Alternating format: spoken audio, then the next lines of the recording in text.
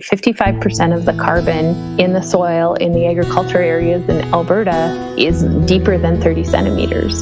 And there's some studies that have only gone to 15 centimeters. So it's really, so to speak, we're just scratching the surface if we're not going down to that depth. Knowledge for Resilience. A cross-commodity podcast brought to you jointly by the Peace River Forage Association, the Peace Region Forage Seed Association, the BC Grain Producers Association, and the Northern Cohort. Welcome to episode 13. I'm your host, Nadia Mori. Soil carbon is probably one of the biggest current buzzwords. Although it seems like everybody is talking about soil carbon, we still have a lot to learn about the movements of soil carbon and especially about the dynamics of soil carbon specific to the Peace region. One of the people working hard to unearth the soil carbon treasure map of our regions is Kimberley Cornish with the Food, Water, Wellness Foundation. Kim and her team are using a process of predictive soil mapping where they combine existing soil information with on-the-ground 1 meter deep soil core sampling. A cool but labor-intensive process which allows for soil carbon mapping across larger areas at an overall more affordable cost. A pending project hopes to map soil carbon across larger areas in the Peace region to help color in the local soil carbon treasure map. On this episode, we're also giving a shout out to Farm Credit Canada. When you need help financing a new piece of farm equipment or getting that perfect parcel of land, connect with your FCC representative because they are behind Canadian food and all things it takes to make it happen. Even if you need a skid steer for a mounted 1 meter soil core probe, they might be able to help you out. Although I doubt that they do get that request very often. Now, without further ado, let's dig in to find some pieces to our treasure map. I am super excited to talk to Kim today. And Kim, first off, why don't you tell us a little bit more about yourself, your background, and the organization that you got off the ground? Thank you. Yeah, I'm Kimberley Cornish. I'm Executive Director of Food, Water, Wellness Foundation. We founded Food, Water, Wellness in 2013 with a goal of really being able to somewhat scale regenerative agricultural practices and find ways that they can be used at scale. And so my background was in food security projects in Africa. And I got really interested in doing that because we had seen project after project you solved one problem and created another. And so that led me to looking at things in a more ecological functioning way and using ecological cues to design food systems. And when I got back to Alberta, I was noticing that there was there were some organizations that were starting to talk about this in large scale farming and ranching.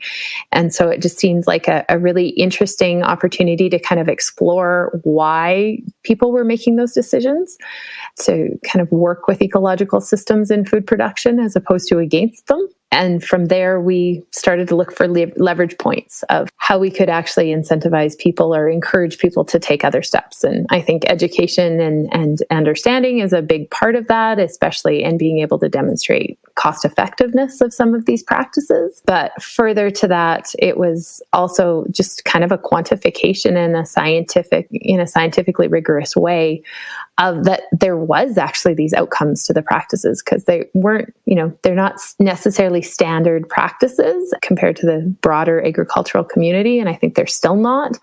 But it was a question of how do we quantify this and how do we also turn it into a lever for change for the benefits that it can have for individual farms and ranches and also the greater environment as a whole. As you went through this process, you kind of got more interested in soils, which led you to something called predictive soil mapping.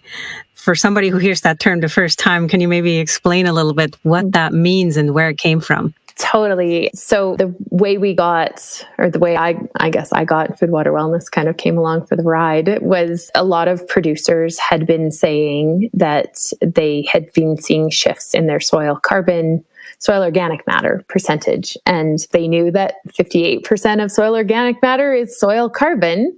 There was some frustration that they were seeing these outcomes, but they couldn't really participate unless they were just doing no-till cropping systems. There wasn't really a mechanism to sell carbon offsets or participate in any of the carbon markets.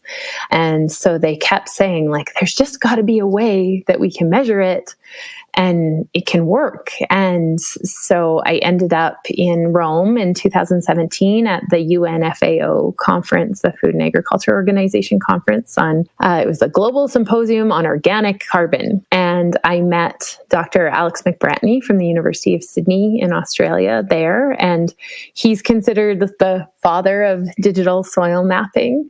And the process is really optimizing and kind of reducing the number of soil samples you need to take to become representative of the field, because you're using so many other data layers to already kind of anticipate what might be there. And then you use the sampling as a method of finding correlations between all of those layers and what's actually in the soil.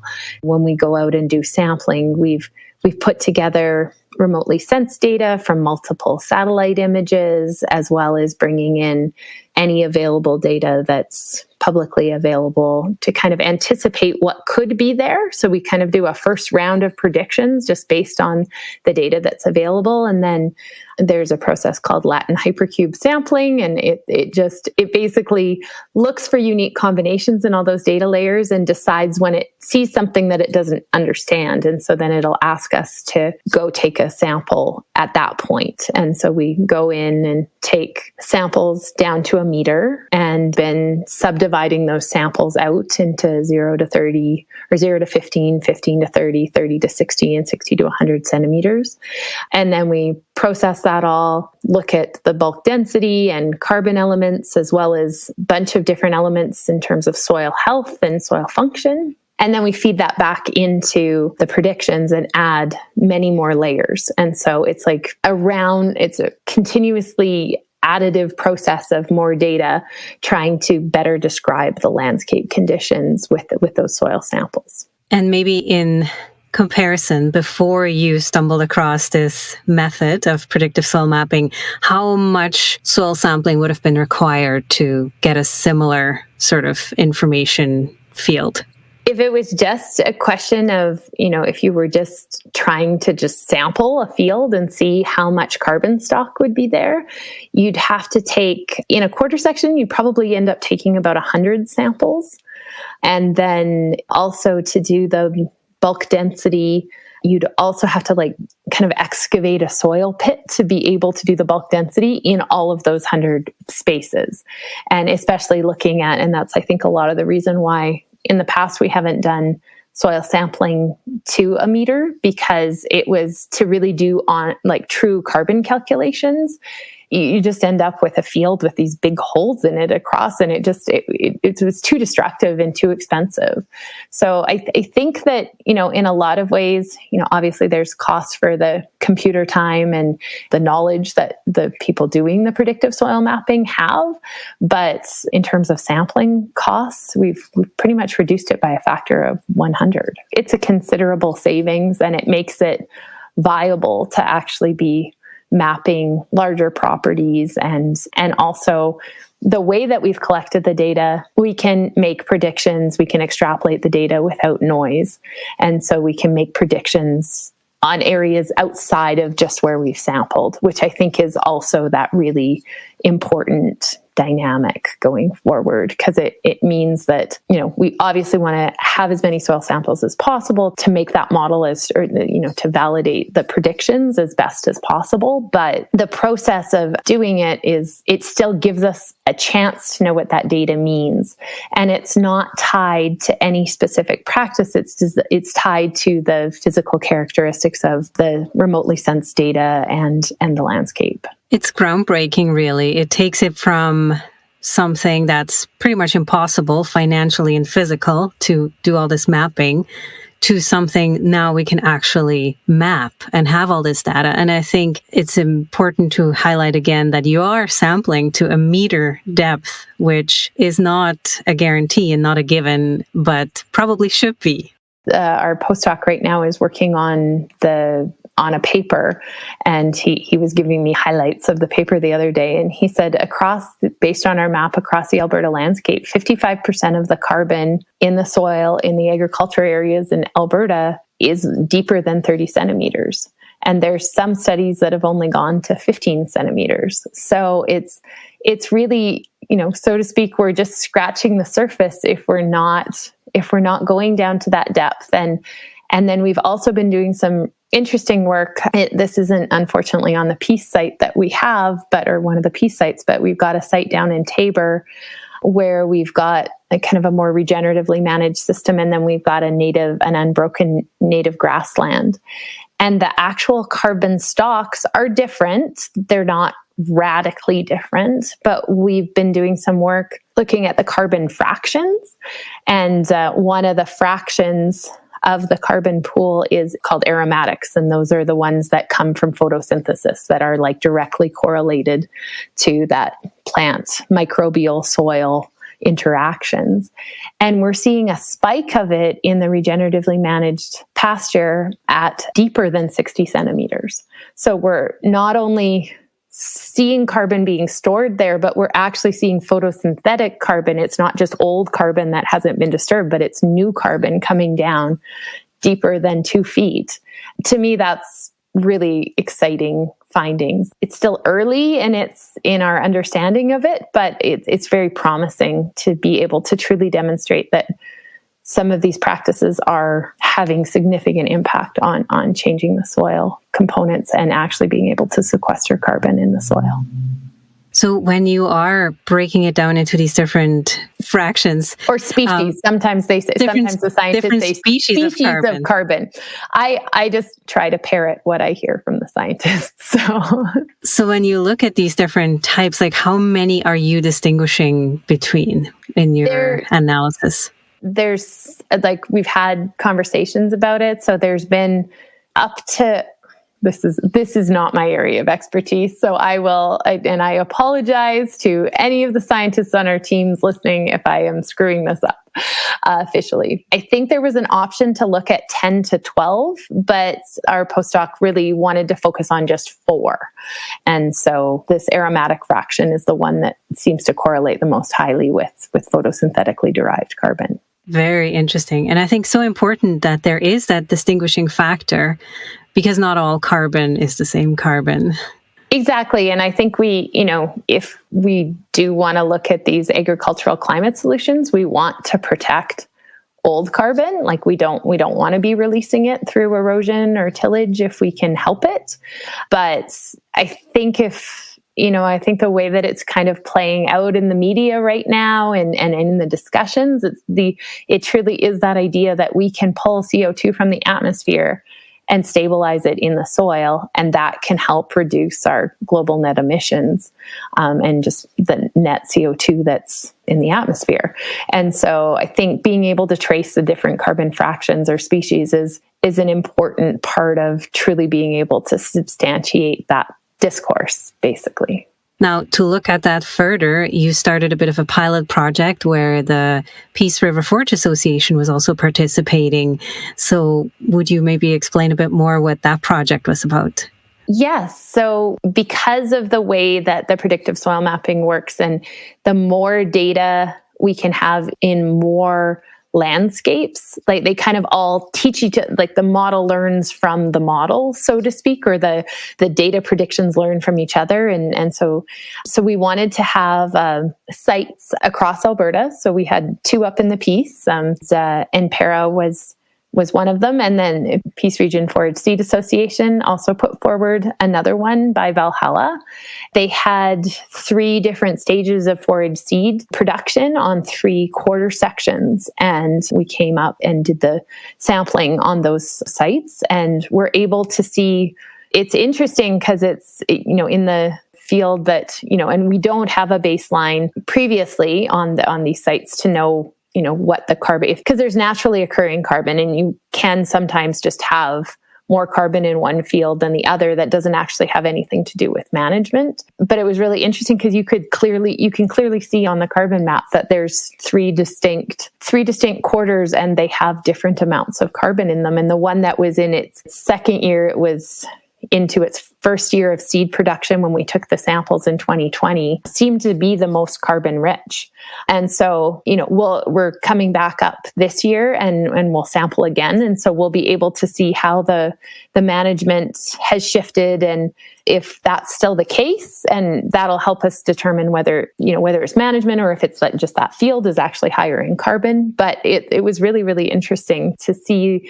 And it always makes me so excited when you see the maps and you're like, oh, you can really see the difference. Like it's not just so, because we've been able to map right down to a 30-meter resolution, and we need some more imagery that can contribute. We'll need a few more years of imagery, but our hope is to actually be able to map at a 5-meter resolution and to be able to have like the carbon stock of each 5-meter kind of pixel of the field. And so that I think is going to be interesting to help us describe what is happening and how the practices do relate to carbon sequestration. And Forage Seed was interested specifically because they're an interesting beast. They're kind of in between an annual producer and a complete perennial forage producer, where they do rejuvenate more frequently, but they also have a component of being in there for a few years. And I think that's why they were specifically interested, right? Exactly. They're they are kind of a hybrid. Like it's like perennials in a rotation, basically, is how it seems to operate. And it is very interesting how that process is, when you have something in and it's in for 3 years, but then you're still being rotated out. And and I think that it's a unique space because there hasn't been a lot of research done on it. And so it gives us, hopefully this will help, at least start the conversation and potentially if we have, some additional funding going forward, we can look at more sites and more forage seed production systems. And if we are successful, if collectively we're all successful in our living labs applications, there might be a really great opportunity to really start telling the carbon sequestration story as it relates to forage seed production. Yeah, and then I would also see opportunities for those results to be extrapolated into the idea of incorporating perennials into a short rotation for annual producers, right? To see like what kind of carbon benefit does that actually bring you? Does it leave you sort of carbon neutral or does it add anything? Exactly. And I think, in the Living Labs application process, I know we were all over the province as well. And I was just so excited by the innovation that I was hearing about from producers and that there's so many different people that were layering things in ways that I couldn't have even imagined doing it. And so,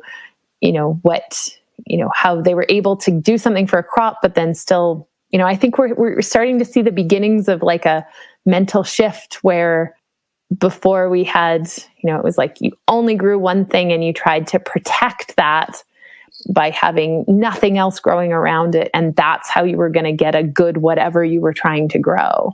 And as people keep talking about intercropping and cover cropping and these multi-species types of things, it's like, how do you actually grow what you're trying to grow and then also grow other things that either have other outcomes or other supports to what you are trying to grow? And it's almost kind of completely backwards to how we've been thinking about it previously. And it's exciting to see, and it has this interesting multiplier effect. And so I'm cautiously optimistic that there's going to be a really great opportunity to look at how some of these things can all come together, and we can, like you said, extrapolate the results from forage seed into what that looks like in having perennials and annuals and perennials, and even how we could potentially look at intercropping things in a forage seed production system or something like that. It could be really interesting. I don't know if it's possible or not, but I'm sure there's lots of producers out there that are thinking about how they can maximize their carbon sequestration and also their soil health as a result. You're bringing up a good point about carbon sequestration and soil health. And sometimes producers may get a little tired of hearing carbon sequestration or have a reaction to carbon sequestration. But can you maybe expand on what's in it for the producer? Like if I'm a producer, like why do I care about carbon sequestration? What are the underlying components that actually do make a difference for the producer? Exactly. And I think that, the carbon markets there's still a really exciting potential possibility. But I think what is so much more immediate is how the soil function can shift and change when you're increasing the carbon sequestration or the carbon flows into the system. Chris Nichols always talks about, she puts up the soil food web and shows that first trophic level of the sun to plants. And it's that conversion of solar energy and photosynthesis. That's what we're deficient in, is that carbon coming into the soil. Because when the carbon comes into that soil, it becomes like currency for the plants and microbes to trade other nutrients backwards and forwards in a way that makes both phosphorus and nitrogen more available in the soil. It starts to build better aggregation, which increases the water holding capacity, the water infiltration. It also creates in anything that is supporting carbon flows, which is potentially more diversity and more green cover of the, living root to be able to feed that carbon in.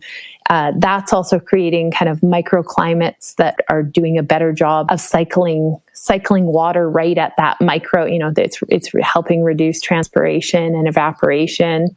And I think that it's building the systems that actually create resilience in the face of some shifting weather patterns, like the heat dome. Who would have thought that the heat dome was going to happen in that way? And at such a critical juncture in the growing season, where not only is there not the rain that you would want, but there's this debilitating heat. And to me, I was talking about it this morning, the thing that was the most surprising to me about the heat dome was that it was actually the lack of pollination, because it was too hot for the bees and they couldn't find water. And so we had very poor crop yield, not just because it was hot and there wasn't enough water, but we didn't have the pollination. And so I feel like everything we can do to help the soil build resilience for itself and for us, that, when we are getting water, it's sinking in, it's not running off, and that we're doing it the best we can to get those micro water cycles happening. And also we're working with the microbes to make nutrients available instead of having to pay for them. And at the current price of fertilizer, I think we want to try and do as much as we can to reduce those input costs and work with those microbes to make those nutrients available. Now, you said you're still working on the pilot project that Forage Seed Association is involved with. Do you have some preliminary results that you can share in terms of what was maybe intriguing so far? Yeah, some of the high-level findings was that 55% of carbon is below 30 centimeters, which was really significant. We've also been seeing that across the province, practices that are more on the regenerative scale are employing at least 3 of the regenerative ag or soil health principles, do have higher carbon in the soil organic matter. And so those are it's really beautiful to see the confirmation of kind of what we were hoping to see. The other interesting thing it was just really interesting, is that in areas where we've seen cropland be put back into grazing land, when we sample on both sides of the fence, we're seeing the organic matter and the carbon percentage go up quite considerably, but the bulk density has dropped. And so the net carbon stocks are not as different as we would have anticipated based on the organic matter percentages. And so the team is looking at means to still capture that there's something happening, but I also think, if you're just looking at it from a purely, again, parking the carbon credit idea and just looking at it as a soil health function mechanism, like that's amazing that you can change the bulk density that considerably and that you really do have that much more air and pore space for water and gas exchange and all of those things. Like that to me is maybe not the story we want to hear about the carbon credits, but it's really exciting about just that ability for bulk density to change, because I know there's lots of groups all over the world working on these kind of carbon things, and a lot of them don't think you need to sample for bulk density because once you just use a model bulk density and it's fine.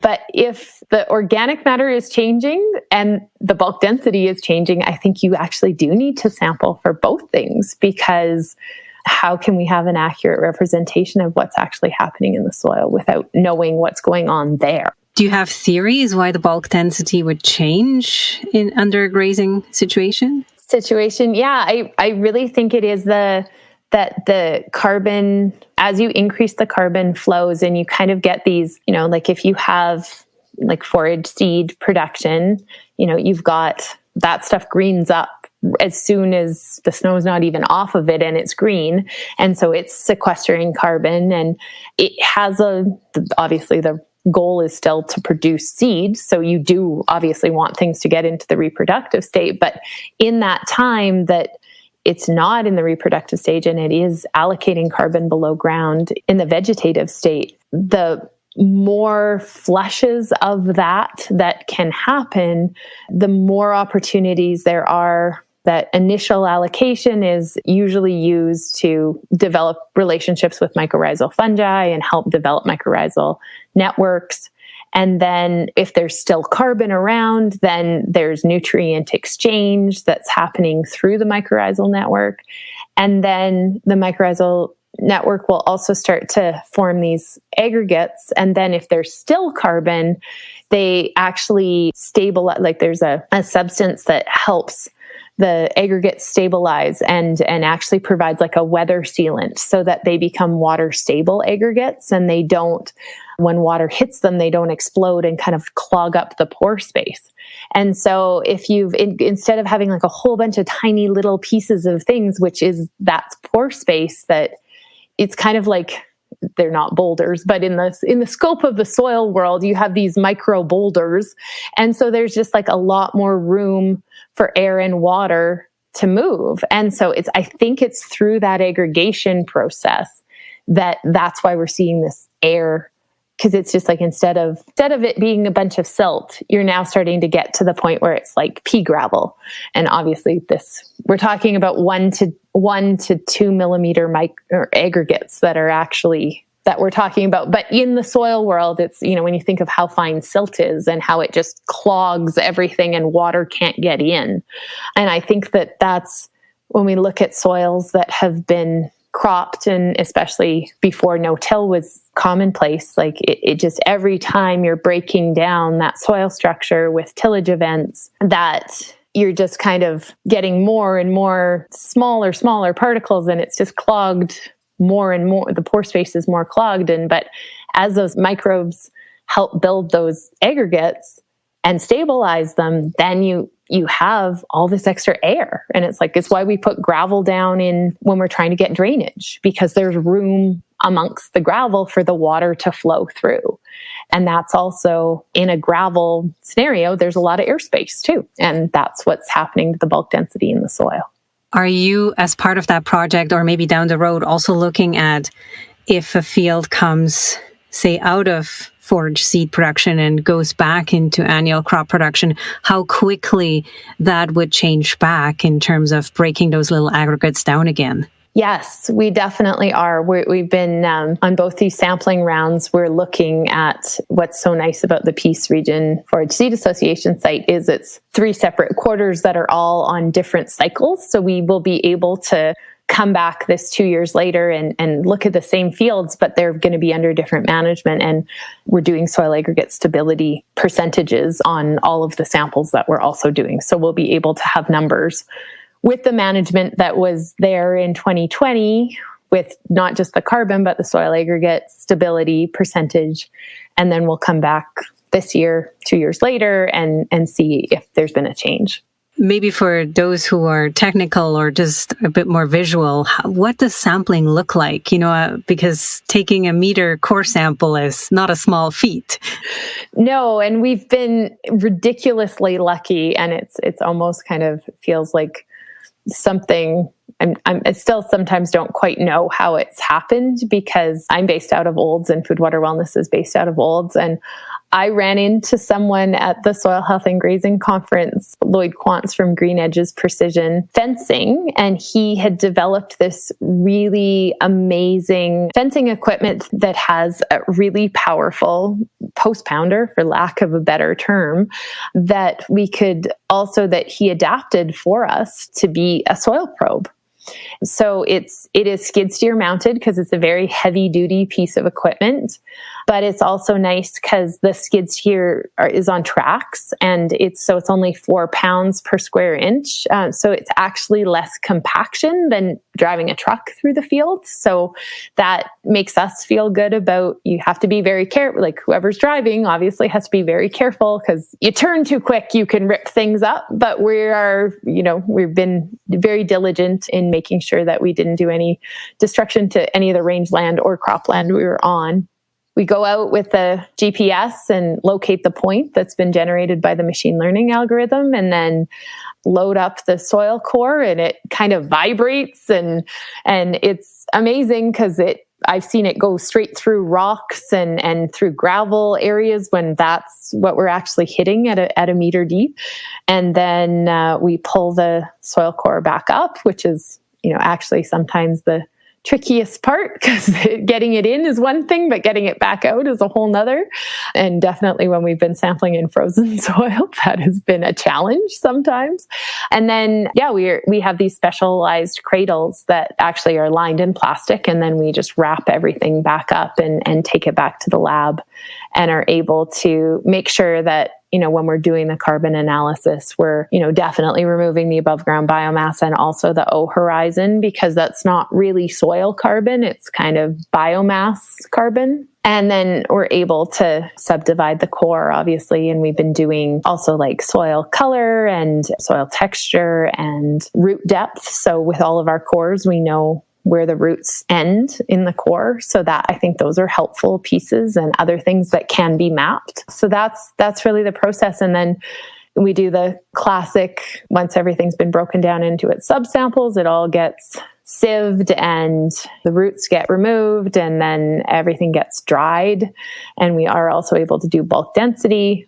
And then eventually in this pilot, the samples have been going to Ag Canada and Lethbridge for carbon and nitrogen analysis. Very fascinating. And if people are interested, how soon can they expect some results to be published? I think we should be we have a couple papers that are going to be submitted for publication in the next few months. So if you know how long it takes for papers to go through review, I think however many months that is on top of it, we'll be back out the other side. And so it should be definitely within the year that we'll have some published results and be able to go from there.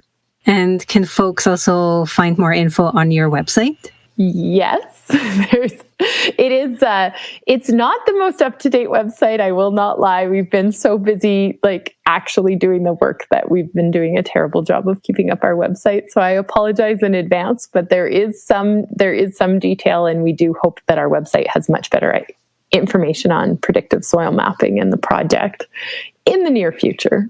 And maybe can you give us a rough idea, how many sites are we talking that you've already sampled so far across We've done Alberta? 16 farms, but over 40,000 acres. So that's across and starting from Tabor up to the North Piece in Manning. A lot of hours in the vehicle and a lot of hours in the skid steer and in the rangeland and on some of the farms.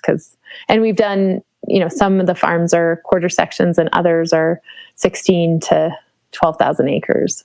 We've kind of crossed the spectrum, and especially trying to cross the spectrum on different soil types and temperature gradient to represent the temperature gradient for the province and the precipitation gradient, just to be able to understand how these things impact. Our climate plays a huge role in carbon sequestration. Water still seems to be the biggest factor in the ability to sequester carbon. But when you have sites across the province, you can actually look at relative effects of the moisture and temperature regimes are on the ability to sequester carbon and the soil health as well. So when you're saying that water would be one of the big factors, does that mean like something like a brown soil zone would have lower potential just because of those limiting factors of being a drier area? I think, yes, if you know you have more water, this is the initial findings look like is that, yes, black soils or dark brown are going to have more potential to continue to sequester more carbon as they've already sequestered more carbon, likely. But I think that we shouldn't limit where we would look at implementing these practices, because it's kind of like you can do the best with what you have. And the practices can, starting to incorporate perennials into rotation or any systems that actually increase carbon allocation below ground are going to be useful. And then with the brown soils, we do see that there are irrigation, there's kind of workarounds too. So I don't think we have the research to 100% conclusively say, this automatically is going to do more in this. But the basis of this understanding, like the years of scientific inquiry into it, is not wrong. It's just, are there limitations that we haven't been looking at to be able to really kind of tell the story? Because most of our agricultural systems, like I said at the beginning, have been looking at how to eliminate competition to grow the one thing that we've decided we want to grow. And the weeds are there as the soil in the soil's kind of natural reaction to protect itself and not have itself be blowing away and or running off. And so if we can look at ways to fill those ecological niches with things that are also productive for us, or support the things that are productive in what we're trying to achieve, I think there's a lot of opportunity. And we haven't, native systems or perennial systems, or even they give us a better hint of how nature is functioning or how natural systems function. But I still think there's mechanisms that can be optimized. And when we understand, I've had conversations with people that have been doing adaptive multi-paddock grazing, but they hadn't been thinking about it in the lens of what stage the plants are at. And are they still in the vegetative state, or have they gone to a reproductive phase? Because as the plants go into a reproductive phase, the carbon allocation is, all the energy is going to seed formation. And so it's not going below ground at that point. So if cow is grazing a plant and it's in the vegetative state, and cows stick out their tongue and they wrap around and they pull, they rip, they don't bite. And so they create this action that actually the plant is fairly wounded by. And so it has to trade carbon. It's the carbon it has for the micronutrients it needs to kind of like fix itself and begin to regrow. And so when you're timing that, if it's already in the reproductive phase, it doesn't have the same amount of carbon to give and push down. And it's not going to continue to do that as it's regrowing and starting to photosynthesize again. It's just kind of like past that point. And I think that this is all new. Like, yes, it works in very kind of, there's lots of principles that can be guiding, but how the way that the principles can be applied, I think are kind of like, there's infinite combinations of how things can be optimized. If we actually, because we've also never ever had agricultural systems that our goal was carbon sequestration below ground. That's something that's new. Even if some of the practices look like more traditional agricultural practices, we're still having a new goal. And I think whatever our goal is going to help us optimize things in a different way.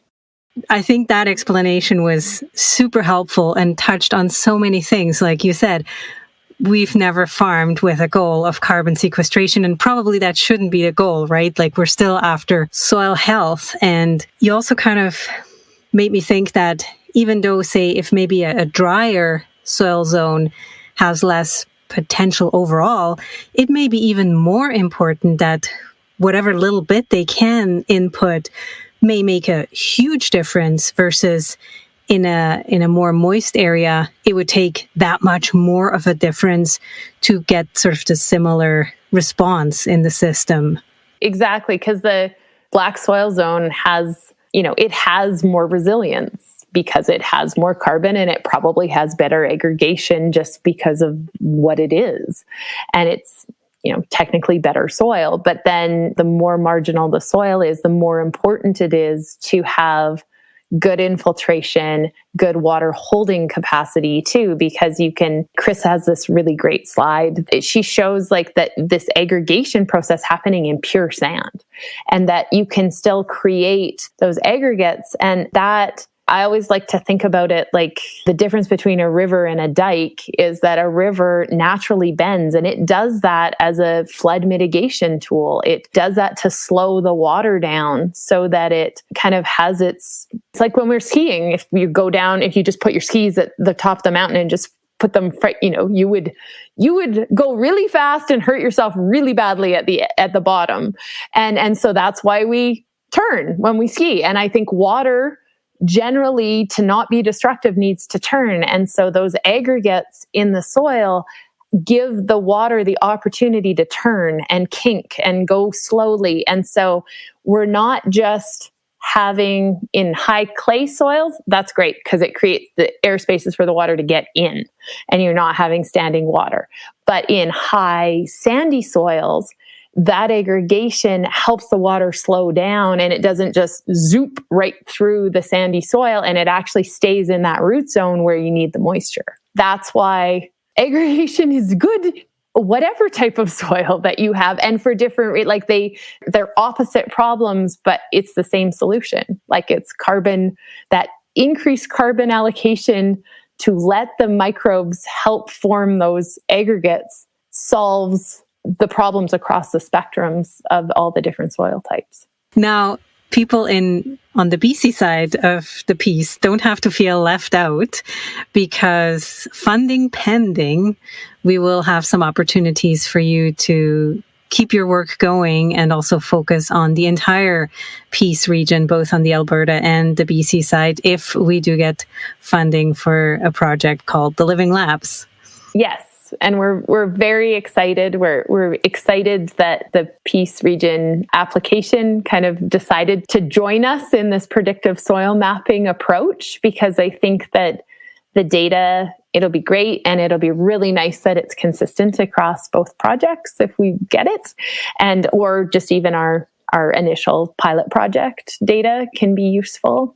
I'm really excited also about it that producers are going to get the opportunity to look at their carbon maps and understand it, because I think a lot of them people are very visual, and that old adage about a picture tells 1,000 words. And so being able to see it as opposed to just look at numbers, you get soil tests back and you just look at numbers on them, and you kind of have to create the picture through the data.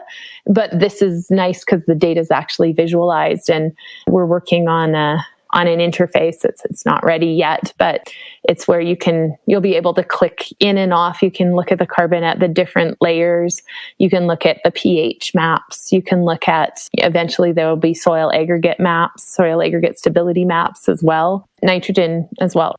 By going out and actually going through the process of taking these samples, we're getting a lot more information and data than just carbon distribution. A wealth of information for sure. And I've seen some of your early maps, and it's really beautiful and very intuitive in terms of, like you say, it's a picture. It's kind of like looking at a weather map. Red is not so good and blue is good, or green is good, Totally.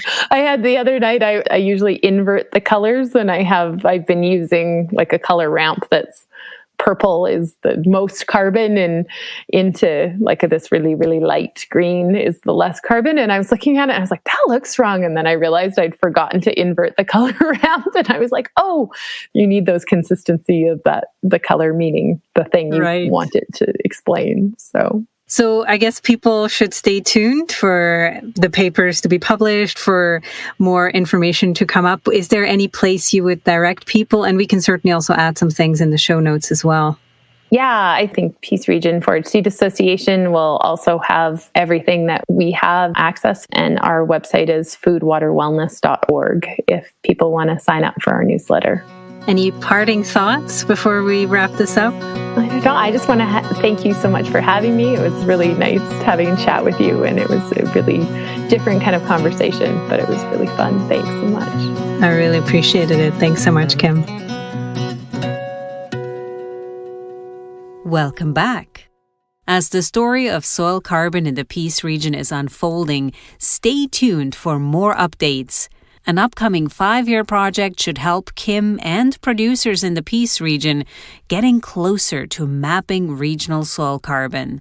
Also, check out the show notes for additional information on the work of the Food Water Wellness Foundation.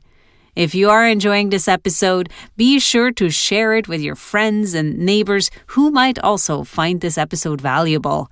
Up next will be a chat with Talon Gauthier, manager of the Peace Region Forage Seed Association.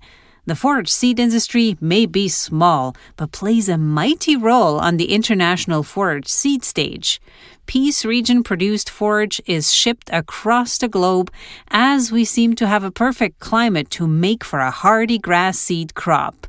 Tune in next time if you would like to know more about an industry we often forget about, while you might even have a piece of it growing right in your front lawn. Please remember to subscribe, like, and follow us so you never miss another episode. You can find us on various platforms, including Podbean, Spotify, iHeartRadio, Google Podcast, or, of course, on the 4 Partner Association websites. Funding for this project was provided by the BC Hydro Peace Agricultural Compensation Fund. Thank you so much for making this project possible and supporting local agriculture in the Peace and beyond. For feedback or suggestions on how we can make this podcast series more tailored to the Peace region, email us at coordinator@peaceforage.bc.ca. Until next time, stay informed, stay resilient.